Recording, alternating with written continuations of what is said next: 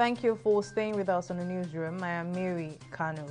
President Muhammadu Buhari has congratulated the newly elected president of Iran, Ibrahim Raisi, assuring the nation of closer cooperation. The president, in a statement signed on Monday by his senior special assistant in media and publicity, Garba Shehu, said the election of Raisi once again reinforces the centrality of the will of the people to the success of democracy anywhere in the world. While congratulating Raisi on his victory, the president advised the president-elect Raisi to unite the country for the sake of protecting the common interest of Iranians that transcend party lines.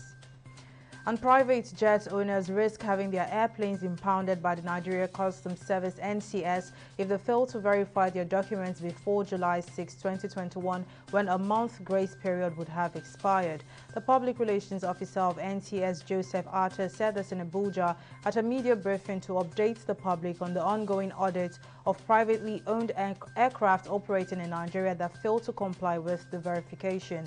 NCS had directed all private aircraft owners to present their importation clearance documents to the agency for verification, adding that only 6 private jet owners had responded to the invitation. And according to ATA, the ongoing verification is not intended to inconvenience any owner of a private aircraft, as such individuals or representatives can come with the documents for verification. The family company Slok Nigeria Limited of former Abia State Governor Orji Uzor Kalu has been granted permission to challenge the validity of the 32 counts money laundering charges against it. The federal government, through the Economic and Financial Crimes Commission (EFCC), had filed a money laundering case involving Orji Kalu, Sloks Limited, and the former finance director in the state, Ude Jones. The three were ordered to be put on fresh trial by the Supreme Court following their indictment in the alleged 7.1 billion naira fraud.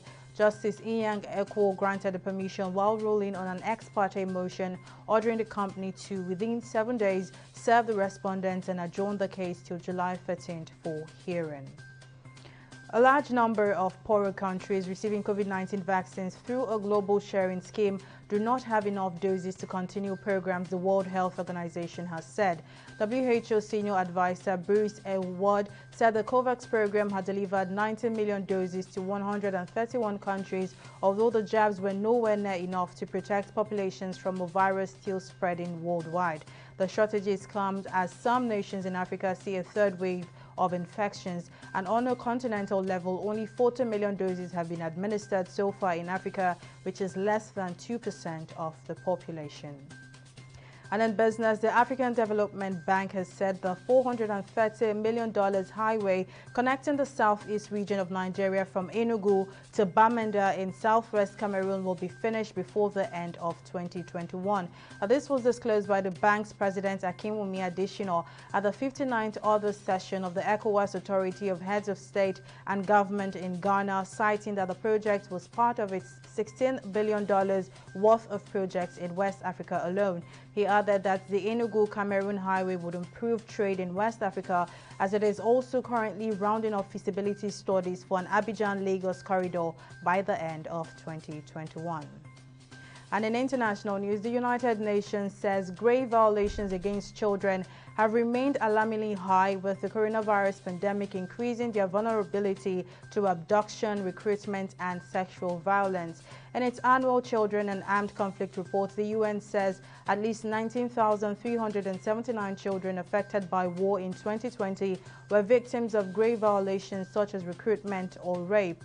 According to the report, the highest numbers of grave violations were recorded in Afghanistan, the Democratic Republic of the Congo, Somalia, Syria, and Yemen. It also added that the coronavirus pandemic aggravated existing vulnerabilities of children, including hampering their access to education, health, and social services, limiting child protection activities, and shrinking safe spaces. And in sports, Premier League champions Manchester City have reportedly made a £100 million bid for Tottenham Hotspur striker Harry Kane. The England captain is said to have submitted a request to leave North London at the end of last season, but is fully focused on the Euros. The Premier League's top scorer is valued at over £120 million, with current club Tottenham keen on keeping the 27-year-old at the club. Well, that's all for now on our package. Join us at the top of the hour for more updates. Many thanks for watching.